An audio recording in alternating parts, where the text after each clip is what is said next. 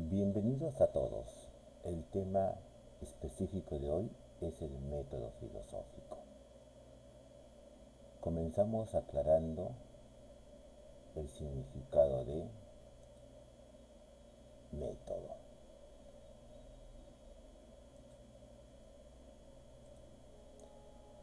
La palabra método viene de los vocablos meta y hodos, los cuales significan el camino que se recorre hacia algún lado. La pregunta es ¿hacia dónde? Pues hacia un telos, es decir, hacia un fin. Sea esto determinado o predeterminado, que para el caso es lo mismo.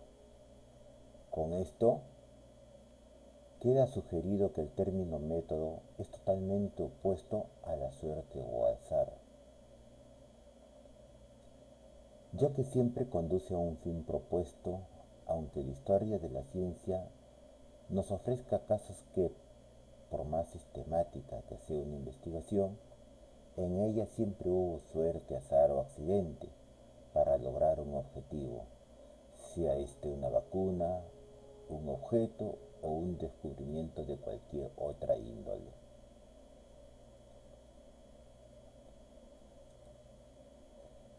Entre los significados que nos ofrece el diccionario de la Real Academia Española sobre el método está el de procedimiento que se sigue en la ciencia para hallar la verdad y enseñarla.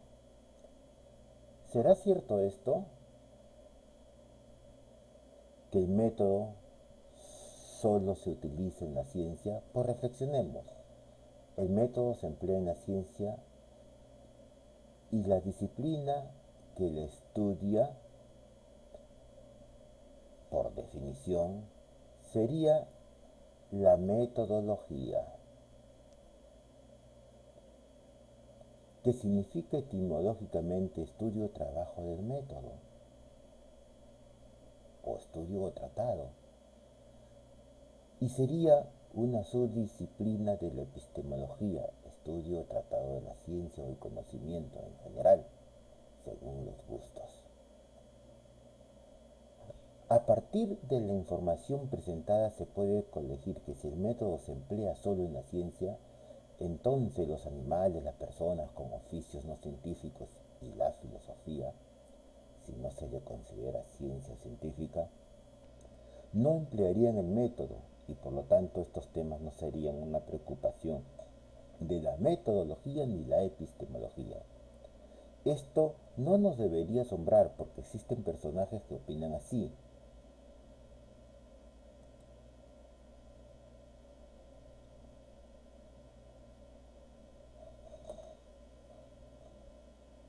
Pero un simple razonamiento nos lleva a ubicar que como procedimiento existen métodos en todo lo que observamos, como cuando un oso o primate, cualquiera, quiere atrapar su alimento y prepara una rama para introducirla en el orificio de un hormiguero.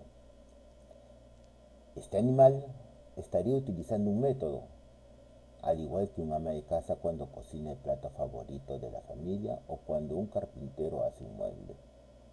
En todos estos casos y más se utilizan métodos, y llegamos ahora al tema central, el método.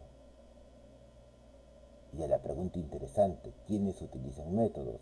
Y la tesis que se desprende es una sola. Todos los mencionados empleamos métodos, por ende, al igual que existen tres tipos de conocimientos, el ordinario, el científico y el filosófico, así también hay tres tipos de métodos que tienen relación con la clase de conocimientos, saberes que hemos descrito. Esta clasificación del conocimiento o saberes de Luis Felipe Larco está basada en la que hace Aristóteles en la metafísica.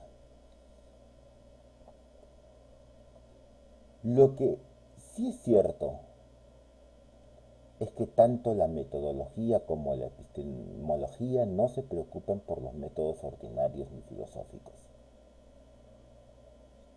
Su preocupación principal es el método científico. Esto se puede observar en los textos de la especialidad donde la principal referencia que se hace es el estudio de este tipo de métodos. Ejemplo, el Círculo de Viena y su concepción científica del mundo. Mario Bunge, Luis Piscoya, entre otros. Sin embargo, queda claro que si todas las personas los emplean, e inclusive algunos animales superiores no humanos, estas disciplinas deberían preocuparse por el estudio de todos los métodos. De lo expuesto surgen algunas preguntas, entre ellas, ¿existen los métodos filosóficos? A partir de esta interrogante es necesario aclarar que sí existen métodos filosóficos, aunque hay que aclarar que la línea que divide el método filosófico del científico es muy tenue, por ende es fácil confundir uno con el otro. En consecuencia, aclaramos, existen algunos investigadores que han estudiado y reflexionado sobre el tema. Ejemplo, Augusto Salazar Bondy, que en el texto Iniciación Filosófica habla de las variedades del pensar o métodos del pensar. Y aquí va a hablar de los métodos de filosofar como crítica, los métodos de filosofar como concepción del mundo y los métodos de pensar prescriptivo en moral, donde se preocupa por los métodos filosóficos. También Justo Butler, cuando en su texto sobre el concepto del método,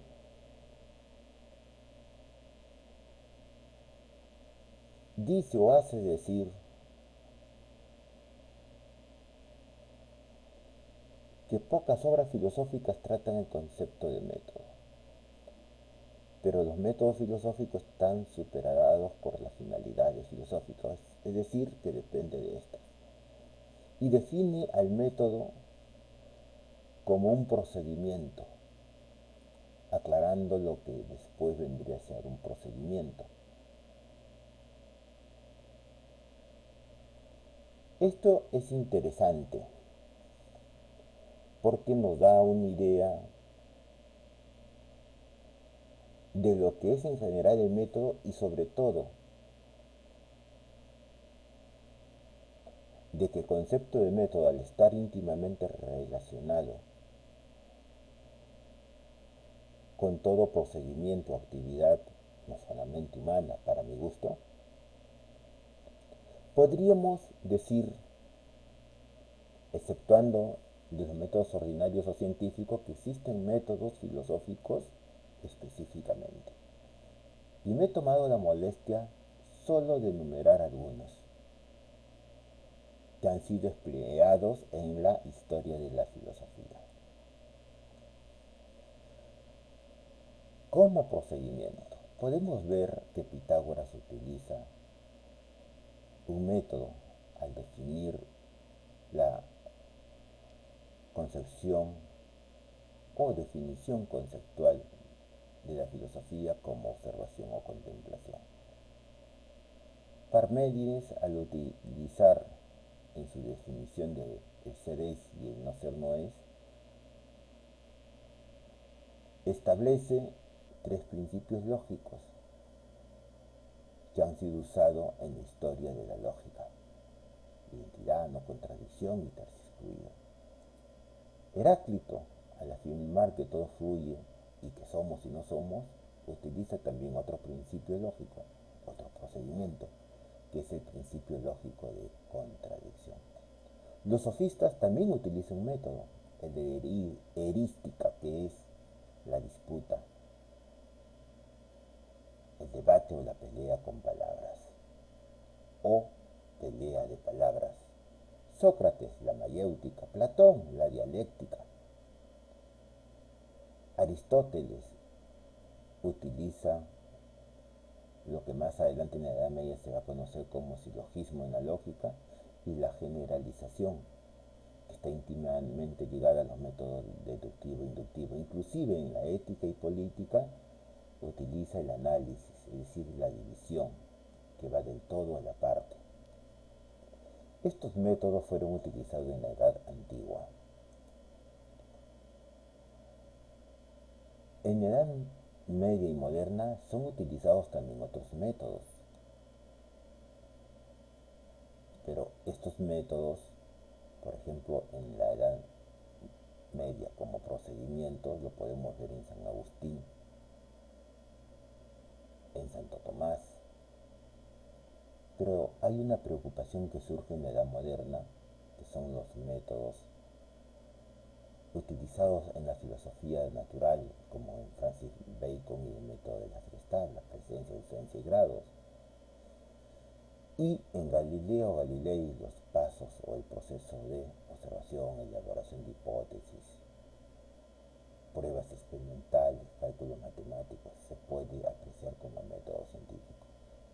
En René Descartes podemos apreciar, ¿no?, dos tipos de métodos, el de la duda metódica y las 4 reglas del verdadero método científico que establece. Baruch Spinoza propone el método de la intuición, por ejemplo. Entre el siglo XVIII y XIX aparecen una serie de métodos, influenciados de una u otra manera por el positivismo. En Immanuel Kant la crítica, en Friedrich Hegel la fenomenología, en Augusto con el positivismo, en Charles Darwin está la evolución fisiológica, en Herbert Spencer el evolucionismo espiritual o cultural. Y terminando el siglo XIX y el siglo XX, en sus inicios aparece Bertrand Russell y Baldwin Bernstein con los métodos de dilucidación o elucidación respectivamente en la filosofía analítica. Estamos en el siglo XX terminando, también en su última mitad podemos apreciar propuestas de métodos, pero aquí hay un pequeño problema, ya que la línea entre lo que es la preocupación científica y filosófica es muy tenue nuevamente, y aparece Carl Wilhelm von Bertalanffy con el método de la TGS, o sea, de la Teoría General de Sistemas, donde habla de un método, pero en realidad habla de varios métodos, y tal vez el aporte más significativo que da es el de retroalimentación.